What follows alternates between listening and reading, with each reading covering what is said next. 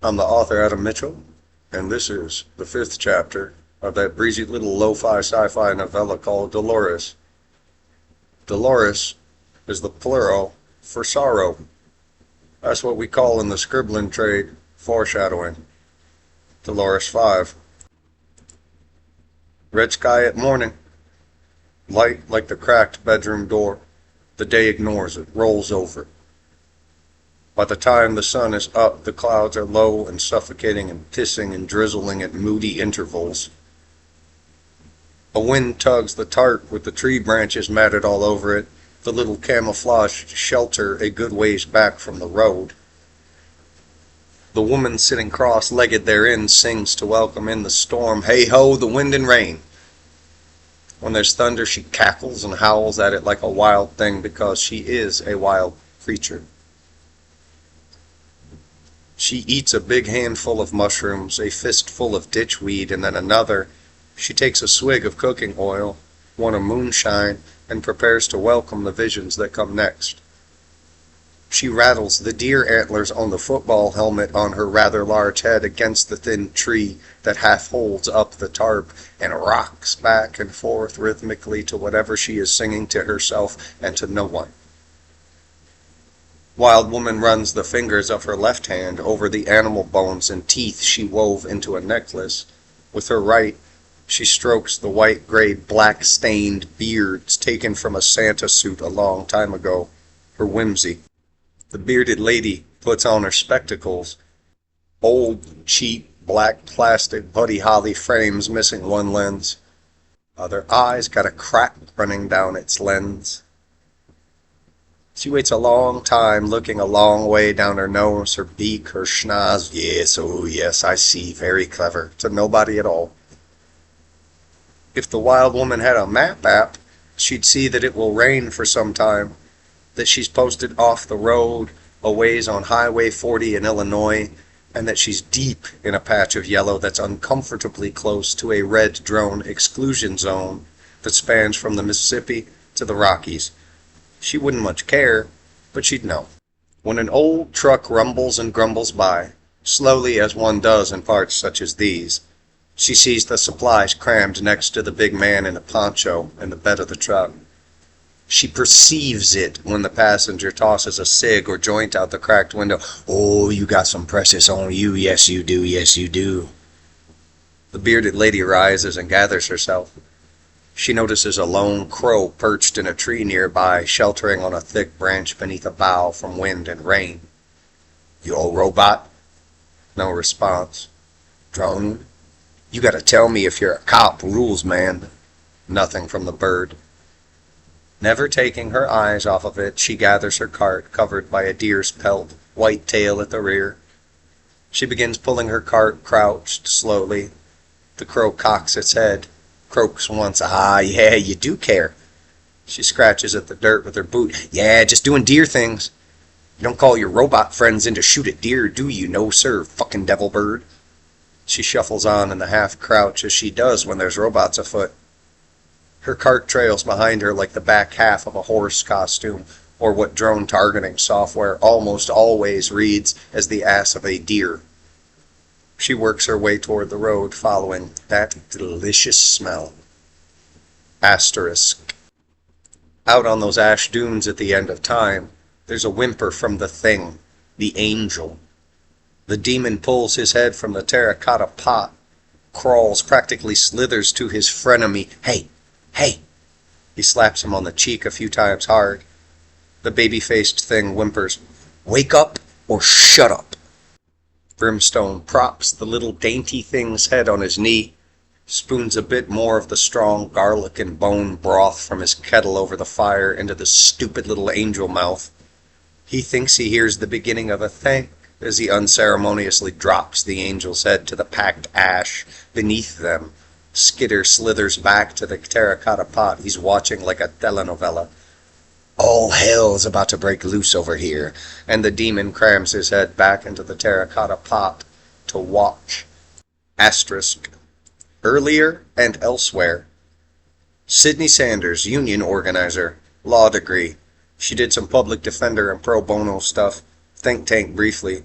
Unions, Transportation and logistics, food service, education, fuck all of the unions, it seems. Charismatic, smart, suspicious by nature, unfortunately. Dangerous. Left-wing radical with strong Marxist sympathies. Fucking dangerous. She's cute. The FBI lady holding the photograph takes a long drag from a vape. Very cute. This is no time for jokes, Mel. I'm not joking. She's cute. These are dangerous fucking radicals who are exercising constitutionally protected rights and calling for the free and fair elections democracies have. The end of a state of emergency. We are one, right? The other Fed says nothing. We're a democracy, right? The war is over. Or ceasefired, hopefully forever. Mal takes another hit and blows it out her nose like a dragon. That shit will kill you. I'm counting on it. What do you want from me, Mal? I want to be aimed at secessionist terrorists. Christ. He's not among their number, boss.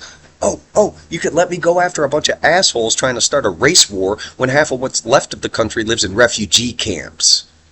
Mal stares at him, keeps her poker face as the agent above her, who is stuck with her, becomes visibly uncomfortable.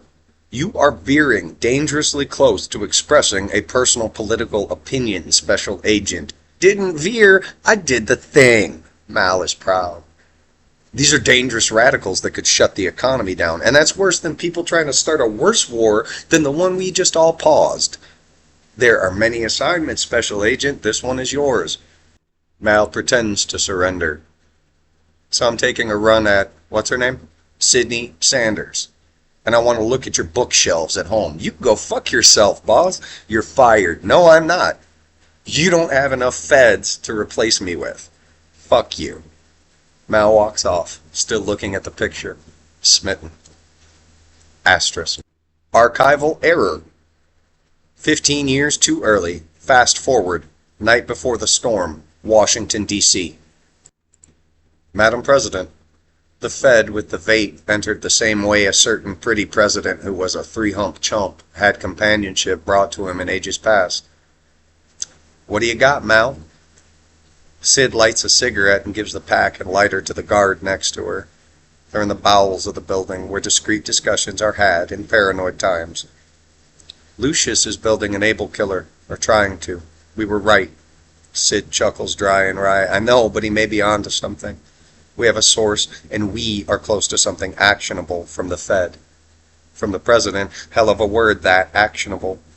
Mal, much older than when you just met her, speaks. There's a handsome young special agent about to buy a nervous little lab coat type of beer. President Sanders takes a long drag. Tell him to work quickly. It should be whiskey. Asterisk. Off Highway 40 in Illinois, the truck that smells like French fries stops in an abandoned motel. They pick a room from the portion of one-story no-tell motel not yet fallen in on itself. The resting place is a roadside kind that sits between two cities and once had good water pressure. Dee kicks the door in and the three proceed to unload just enough to keep warm and dry while they plot the next leg of the journey. Bedding, dry clothes for Jonah at least, lanterns, the snack and weed and smokes, the flask of something found in the truck. Jonah's in the bathroom that once had a door. He's peeling off a poncho that did nothing to keep him dry. He peeks at Dolores in the mirror over his own shoulder. He forgets himself and watches her walk all the way out the door. Forgot the fucking map. There's the drip of the rain through the roof that's well on the way to ruin. There's something else. A sound Jonah can almost place that calls him back from his crush swoon. The sound of a tapping. He's imagining it. No, there it is again, someone tapping, old clumsy fingers slapping, tapping, and typing on the face of a cell phone. The large man brings himself up on the balls of his feet, creeps out of the bathroom half-dressed in a half-crouch. Asterisk. Outside, Dolores spots the cart with the deer pelt tart. She freezes. She hears the clank and clatter of a woman muttering, sidesteps and creeps, not closer to the truck, but to an angle that reveals a figure with antlers rummaging, foraging, thieving. Hey! Softly, then louder. Hey! There. Gah! And he's looking at the business end of a crossbow in the hands of a very twitchy woman. Poncho and cobbled clothing, big fake beard and bone necklace, broken glasses on a big nose, and the helmet with the deer antlers above it all. Okay, hello. Asterisk. In the motel room. What have you got? Jonah picks Abbott up, scoops him with one arm like he's snatching up an unruly child or devious kitten, one arm under both the smaller man's. Is that a phone? Fuck you, put me down. Jonah, put me down. Abbott plays keep away. Give it to me. No, you give me that phone right now, Abbott. I am a supreme being. I am enlightened. I am transcendent. Jonah's free arm reaches for the phone as Abbott struggles to finish a text. There's the whoosh when he hits send. Ow! God damn it, don't fucking bite me, Abbott. What did you do? What did you send? Abbott crams the phone in his mouth. The man tardigrade's head goes half jelly, his jaw growing like a snake to fit the thing. Jonah's still grabbing at the phone. Spit it out! Oh, God damn it, you drop it! Drop it now! Abbott chews faster, swallows the cell phone. Fuck you, human. Put me down. Jonah takes the old man in two hands as if he were an empty suit of clothes, effortlessly, pins him to the wall, eye to eye. Abbott's feet well off the ground. The old man chimes and shakes about the tummy. The text was received and replied to. I said put me down, mud person. What did you just do? Silence as the tardigrade meets the big man's gaze. If you do anything at all to hurt Dolores, whatever happens to me, I will fucking end you. Okay, chunkhead, thump against the wall. Jonah asks, tell me you understand. Okay, thump against the wall again. Tell me you understand, Abbott. I understand. That is very good for you. Eyes locked on Abbott's, the large man walks toward the door, still carrying the tardigrade in a cheap suit, hands under his armpits. Put me down. No. You owe D an explanation. Asterisk. D, we have a D, he's a liar and I can explain. Guys, we got a situation out here. Gah! And the feral scavenger pops up like a prairie dog, spots the enormous man. She tries to leap from the back of the truck. The lip of the truck bed leaps up to catch her foot. She falls. The hiss of a tire gone flat, crossbow bolt stuck in it. Wild woman tries to roll on her shoulder, almost does, almost gracefully, might have without the helmet and antlers. The pop of helmet and antler clatter as her head hits the pavement, hard. Oh God! Jonah reflexively drops Abbott and moves to help. Are you okay? She's up in a flash with an enormous knife in her hand. She swipes at Jonah, almost catching him. Hey, easy. Come and get it, big boy. She is crouched, swiping at the air. She waves at Jonah with her free hand, inviting him to fight. I'll cut a slice off. I'll take it home. Easy. No one is going to hurt you. You are goddamn right, big boy. First sensible thing you said all day, my man. She's still swiping at the air, still crouched and feral, ready to fight. Wild woman strokes the beard, fidgets at it with her free hand. D, hands out, palms up and empty, takes a step toward the wild woman. How about we go inside? We have a bite. We have a puff. She pulls one of the joints Abbott rolled earlier from her pocket. It's in a pack with actual honest cigarettes. Oh, that right there is some precious right there. It is very precious, and I want to share it with you just because. What can we call you? Farrell lowers her knife but doesn't put it away. Jack. She strokes her beard, looks to Jonah, speaks to Dee. You tell this one, though, that he keeps looking at my whimsy, holding up her beard. I might have to cut him. Kiss him. What? I get the seat closest to the door. Deal. The wild woman finally sheathes her knife. Asterisk. That evening, San Francisco, California. Lab coat, one among many, has a name, but no one can seem to remember it at work. The lab.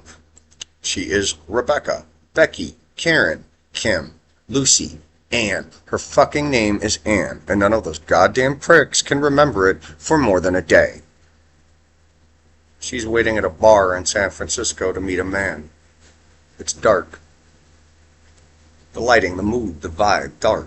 that dark that is trying to be substantial and older than it is. You know that bar, whatever the palette swap of decade or region says that it looks like. Tasteful and muted. That's how the suit who brings people to this watering hole, his discovery, describes the place. The bar nostalgic for Sinatra, whatever the year you find yourself in. It makes her feel classy. Special agent playing man candy sits at a table in a booth behind Anne, as of yet unseen. He is drinking whiskey, his first. He requires a drink to be in her presence and to play this role, to listen to a woman not much older than himself rationalize her actions. He must maintain a sympathetic and conspiratorial air, as she describes the Nuremberg shit they pull in a basement lab like she's a victim. She has a body count, not that kind, a significant body count, and he has to fucking flirt with her. Work quickly. Probably more. Some old guy is chatting her up good. He catches the waiter's eye, taps the table for another. Thank you, garçon. Put a little cyanide in my next one, please. What's that? Nothing, thank you. Special Agent Mancandy is not unfamiliar with the ways in which people, himself included, rationalize their intentions and otherwise justify their bullshit. He still hears his father's voice in his head, something about the best of intentions being the preferred paving material of the path to perdition. It's overwrought, yes, but he never forgot it. Special Agent Mancandy doesn't hate Anne so much as he hates the, as in a mirror dimly, of it all. He hates how he could have been her. What's her fucking name, Anna? He hates that she's like him gone wrong. He's 23, 7 when the war ended, full-on bunker baby, just like her. Raised on the same stream of stories that all, very deliberately, added up to the big one. You will change the world, your generation. All of you are special. The agent watches Anna play coy and giggle and turn up her nose. Soon, she will reject the old guy and he will have to approach her. He will have to look that lizard in the eye, find a way to say, again, you're special. Feels like no other bunch in history got beat about the head worse or harder or more urgently with that stick than the bunker babies. The ones whose parents like to infantilize them. You are special because your mama made you, but so was everybody else. And the bunker babies came out, emerged into a world where half the country had never had a bunker to hide in, and half the whole goddamn world was a no-no zone thanks to our own drones. Some of us, Agent thinks to himself, have the correct boxer-like attitude. Some of us accept ourselves and work harder, or maybe we accept that we were never special and just do what we can. Others, Anna, they're special or gifted or whatever, petrifies. When special ends up not metastasizing into chosen, sometimes something else does. Something else grows vile and out of control. Maybe their id eats everything else, every other part of them. These kind, will do anything to be part of something special, just to prove they always were. And maybe I am buzzed enough. Special Agent Mancandy downs the rest of his drink, slicks his hair, and walks up to flirt with that blonde devil, charming as he can muster. Asterisk. Back in Illinois. D, I swear I can explain. D, I swear I can explain. Abbott's daughter is standing, arms crossed, leaning against an old dresser. I'm sure you can, Dad, and you will. Jonah is sitting next to Abbott, hand firmly gripping the little man's shoulder as if he's going to flee. Jack, still wearing her antlers and whimsy, sits in a chair by the door, smoking a joint and nodding along at the scene. Who were you texting, Dad? I don't know what Jonah thinks he saw. Abbott, you bit me. You manhandled me. Dee continues, Abbott, why do you have a phone when you know perfectly well we could be tracked? Are you helping them? Dolores, look, it's complicated. I did not call the people who are trying to snatch or perhaps kill you. Dee does not buy it. I did, however, let someone in Peoria know that we're coming. Who? Abel? What the fuck are you? Why would you ever do that? I, too, talk to God. Indeed, Jonah and Abbott. All look confused to the wild woman smoking by the door, nodding to herself as if she has dispensed great wisdom. So the godlike supercomputer lives beneath Peoria? Asterisk. San Francisco. Anna or whatever believes Special Agent works for one of Lucius' competitors. She believes this is a ticket to a gig with a defense contractor of equal or less dubious morality in their biomedical research division. She believes this is corporate espionage wrapped in headhunting. Work quickly. They're back at the booth, and Special Agent Mancandy watches her mouth while she's talking something technical he wouldn't understand anyway. She's an expert on human brain interface. Something about seizure states being a feature, not a bug, and giggling. He's heard her giggle like that before, lo-fi audio, bug in her lab. A body had just stroked out and died with its brain gouged and whatnot. Subject number 4. And, if at first you don't succeed, try again. Giggle. Work quickly. Special Agent leans in to whisper, and her hand is on his thigh like she's been contemplating the move. We should get out of here.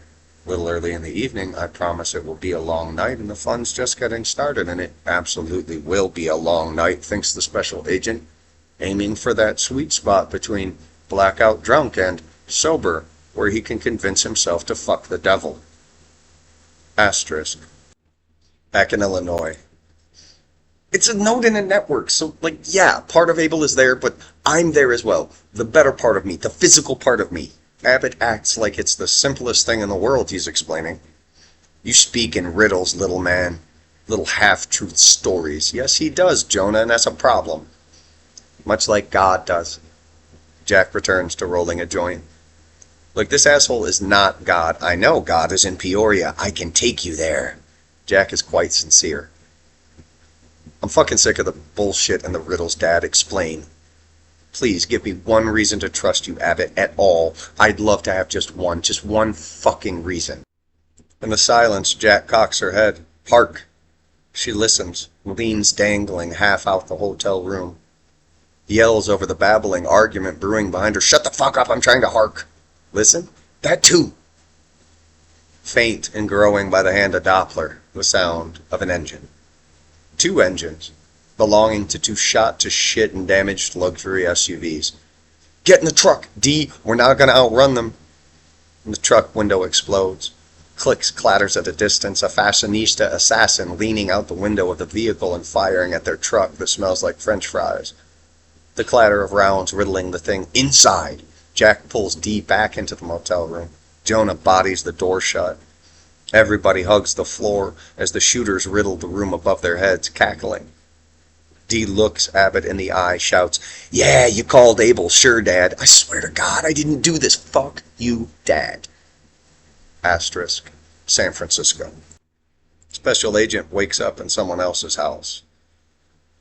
It's his home as far as what's-her-name knows. In reality, the marshals seized it from someone who did something nasty and happened to also be quite wealthy, and here we are. She's snoring loudly. Anne is snoring loudly when he replaces her ID badge with the identical copy of her ID badge plus some tech that might as well be magic. She believes she is placing a listening device in the lab for him, and she is. An obsolete thing that makes a lot of noise and will most certainly be found rather quickly. Meanwhile, the payload she carries in her badge will mix, mingle, and trigger the other deliveries she's unwittingly made while being handled. As long as she goes to work, his superiors will have full and unfettered access to Lee Lucius' quite secure network. He writes her a little love note. Had to get to work early. Then some generic ad copy shit about last night. He imagines writing the laundry list of felonies he hopes he gets to read to her someday. Special Agent Mancandy wants to be the one who says, You work for us now. He kisses her on the forehead. Love you. I most certainly do not love her. Fuck her, fucking butcher. He locks the door to his place that's not his home, certain she'll snoop. That's the point of bringing her here. It cements the cover identity. When she walks through the doors of that corporate hellhole, he'll have no more need of that cover. At that thought, for the first time in months, the Special Agent Mancandy can breathe. End Dolores 5.